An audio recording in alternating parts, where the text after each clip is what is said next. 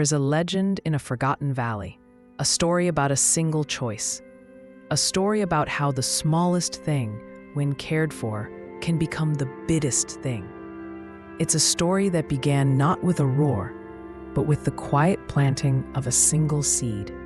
This is the story of a young woman named Anya.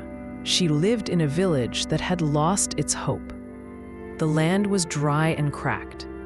The winds were harsh. The people were tired. They had learned to live with the dust, with the struggle, with the gray. Anya, like everyone else, felt the weight of this, but inside her chest beat a heart that refused to accept this as the end. She would look at the barren fields and imagine them green. She would dream of shade, of color, of life. The elders would smile sadly. "That is just a dream, child," they would say. "The land is dead. This is our reality." But Anya couldn't let the dream go.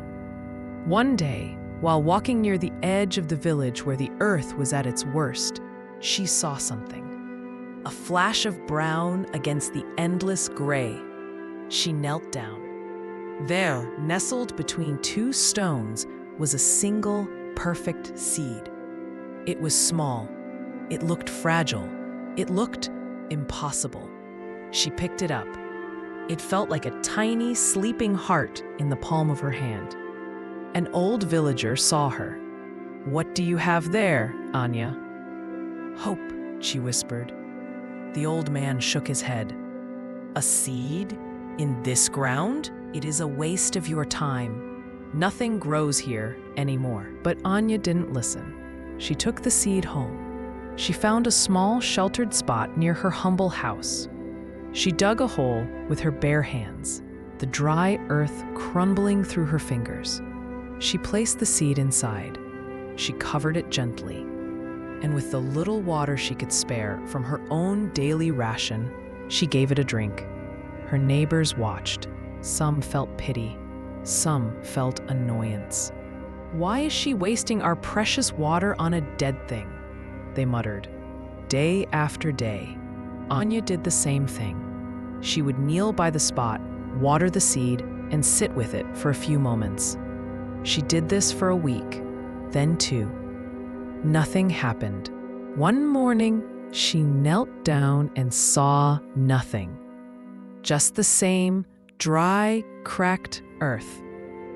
A feeling of deep disappointment washed over her. Maybe the elders were right. Maybe she was a fool, wasting her time on a hopeless dream. A single tear rolled down her cheek and fell onto the dry soil. It was in that moment of utter defeat that she made a decision. It wasn't a decision to give up.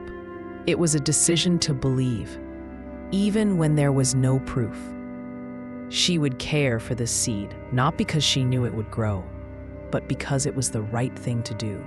It was an act of faith, and then, a few days later, a miracle. A tiny crack appeared in the earth, and from that crack, a sliver of green. A small, fragile sprout had pushed its way towards the sun. Anya's heart leaped. She didn't shout. She didn't cry.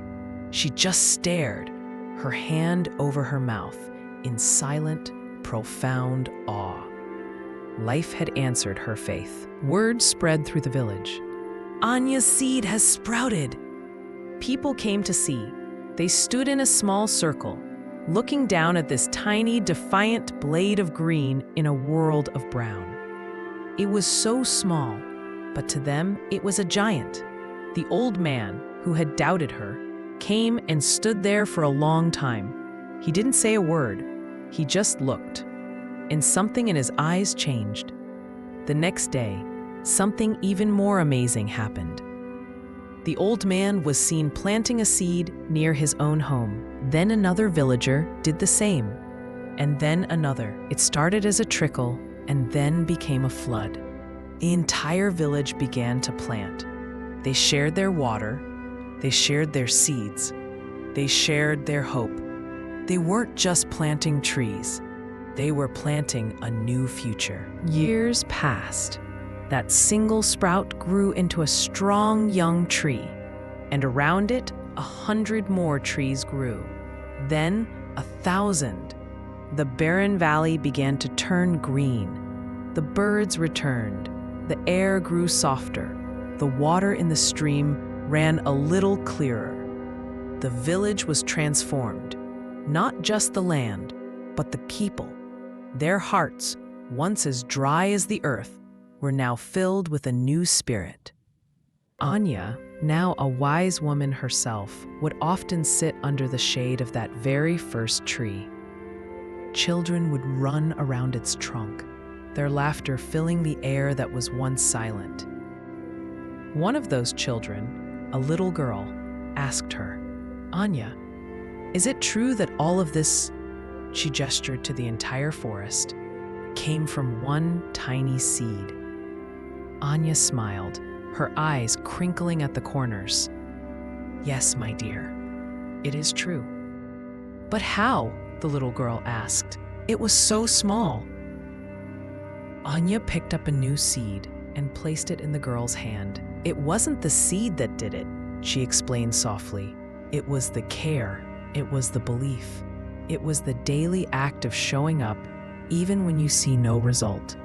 The seed was just the beginning.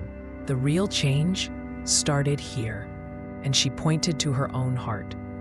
"That is the secret the valley never forgot. You have a seed in your hand right now. Maybe it's a dream you've been afraid to plant, a skill you want to learn, a kindness you want to show, a business you want to start. It looks small.